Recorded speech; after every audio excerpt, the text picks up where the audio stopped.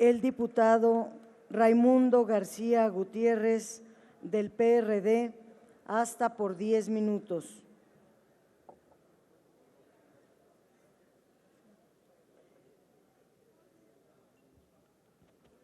Con su venia, diputada presidenta. Adelante. Guasalusukia, Suana, y Cambi y Suque, ni sillas, ni que general Emiliano Zapata. La nación está cansada de hombres falsos y traidores que hacen promesas como libertadores y al llegar al poder se olvidan de ellas y se constituyen en tiranos. Punto número 5, Plan de Ayala, noviembre de 1911.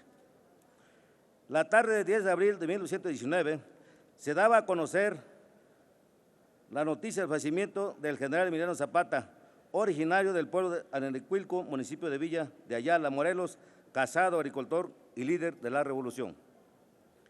Ese acto deshonroso, siniestro y cobarde puso fin a una vida consagrada a la lucha en defensa de la justicia y la libertad, por la reivindicación del derecho de los campesinos sobre la tierra, por hacer más humana la existencia de un pueblo explotado.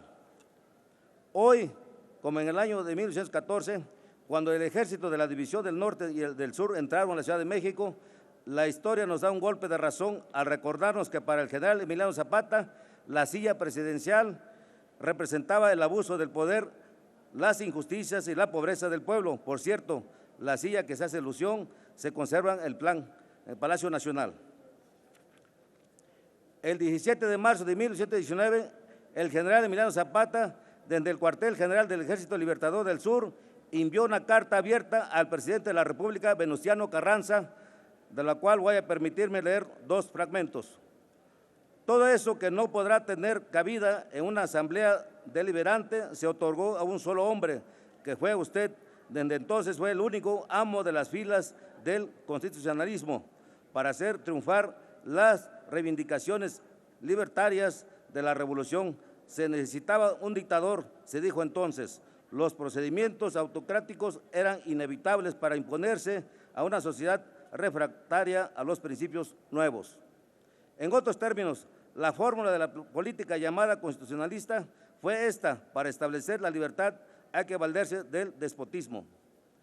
No puede darse, en efecto, nada más anticonstitucional que el gobierno de usted en su origen, en su fondo, en sus detalles, en sus tendencias.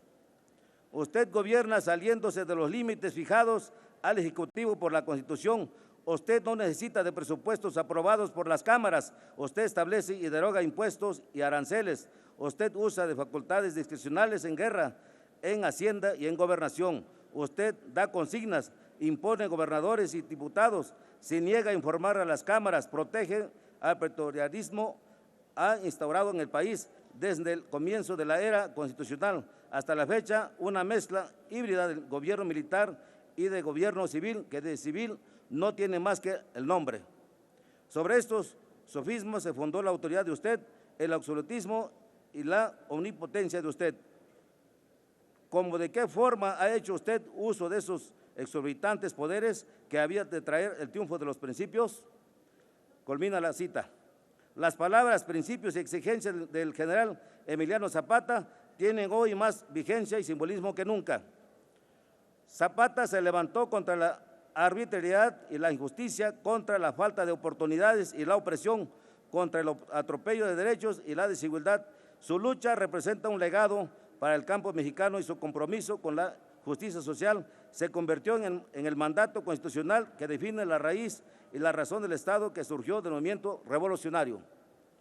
El movimiento surgió de las comunidades rurales del país, casi completamente agrario, que era México en ese entonces. Aproximadamente 11 de los 15 millones de mexicanos que habían en 1910 vivían en el campo, trabajaban la tierra, pero una tierra ajena concentraban justamente en una minoría. Cerca de 10,000 haciendas y ranchos de más de 1,000 hectáreas acaparaban 60% de la propiedad rústica. Más del 80% de las localidades rurales del país estaban comprendidas en los terrenos de las haciendas y sus habitantes. Los peones y aparceros de los latifundios eran más de la mitad de la población rural. El general Zapata vio con claridad la transformación de la sociedad debía pasar por el cambio de las relaciones de propiedad sobre la tierra. Solo así se liberaría de las capacidades productivas y sería realidad los derechos políticos de los mexicanos. Solo así se cumplirían los principios de su lucha: reforma, libertad, justicia y ley. Zapata actuó sin reservas y dictó una serie de leyes que constituían la posición de las tierras de los pueblos indígenas de Morelos. El lema "Tierra y Libertad" se estaba convirtiendo en una realidad. La traición del coronel Jesús Guajardo desapareció físicamente al caudillo del sur, mas no a sus ideales. Estos siguieron vivos, se expresaron en una reforma agraria profunda efectuada en décadas por los gobiernos revolucionarios, buscando hacer la realidad del lema "La tierra es de quien la trabaja". A 100 años del asesinato del caudillo del sur, esta declaratoria no debe quedarse en una efeméride más. Hoy más que nunca debemos luchar por encontrar la justicia por los pueblos indígenas y los ejidatarios de nuestro país, con compromiso de acción en común, construido de manera conjunta, no solo verlos como meros receptores de programas asistencialistas. Por eso decimos que el grito de tierra y libertad, eje del Plan de Ayala, no deberá extinguirse nunca. Así como no debemos olvidar las vejaciones sufridas por los indígenas y campesinos de parte de los grandes terratenientes beneficiarios de las expropiaciones y de tierras, aguas y bosques perpetradas por empresas auspiciadas por el dictador Porfirio Díaz. Tampoco hoy, en el pleno siglo XXI, debiéramos ignorar que las comunidades indígenas y los indios mexicanos siguen padeciendo vejaciones. Sus tierras, bosques y aguas son ocupadas y depredados por las compañías mineras de hidrocarburos, beneficiarias de las concesiones otorgadas por los gobiernos neoliberales de los últimos 36 años. Las comunidades y ejidos siguen padeciendo el despojo, se continúa con la violación sistemática de sus derechos humanos y un clima de terror que indigna y horroriza, siguen pagando el precio más alto, sus vidas. El proyecto integral Morelos, ratificado por el actual gobierno, consta de 2 termoeléctricas, gasoductos y acueductos que buscan despojar de la tierra, agua, seguridad, salud, identidad y vida campesina a los pueblos indígenas náhuatl del volcán Popocatépetl de los estados de Morelos, Puebla y Tlaxcala, a los pueblos mayas de los estados de Chiapas, Tabasco, Campeche, Yucatán, Quintana Roo. Los sitios sagrados les serán arrebatados para acrecentar la ganancia de empresas turísticas transnacionales, imponiendo un tren que es lo mismo que transportará los frutos de la agroindustria transgénica, llevará la carne de las mega granjas porcícolas que destruyen las aguas sagradas de los cenotes, el mismo que servirá para conectar las zonas económicas especiales del Puerto Progreso y de Campeche en la península. ¿Qué decir de la depredación del medio ambiente que se espera con los megaproyectos desplegados en los territorios de los pueblos originarios del Istmo de Tehuantepec? Los megaproyectos anunciados por el gobierno de la República, como el Tren Maya, Aeropuerto de Santa Lucía o el Aeropuerto de Istmo, son la continuación del despojo de las tierras de los pueblos indígenas de México y la depredación del medio ambiente que se pretende legitimar con consultas ilegales y discrecionadas. Dicho en otras palabras, vivan los negocios en los territorios indígenas, que el gobierno que se asume de izquierda promete su mayor empeño en introducir el capitalismo y neoliberalismo en las regiones donde la propiedad es comunal, ancestral y sagrada, en abrir para los intereses privados y transnacionales la explotación de las tierras, aguas y demás recursos naturales. Eso sí, con una falsa consulta a los pueblos, ni Porfirio Díaz pudo hacer el tren arrebatar el istmo a los pueblos originarios, mucho menos Salinas de Gortari, pero este gobierno dice que él sí podrá vencer la resistencia indígena en el sur del país.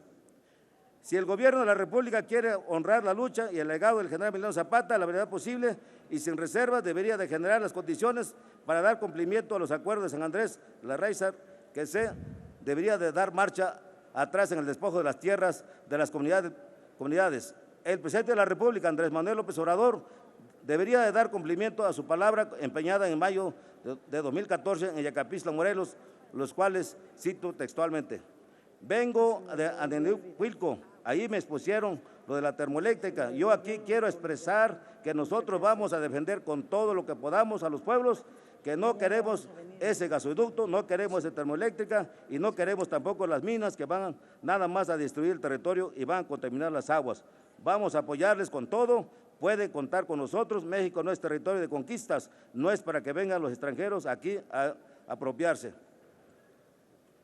Decía Zapata: prefiero morir de pie que vivir de rodillas.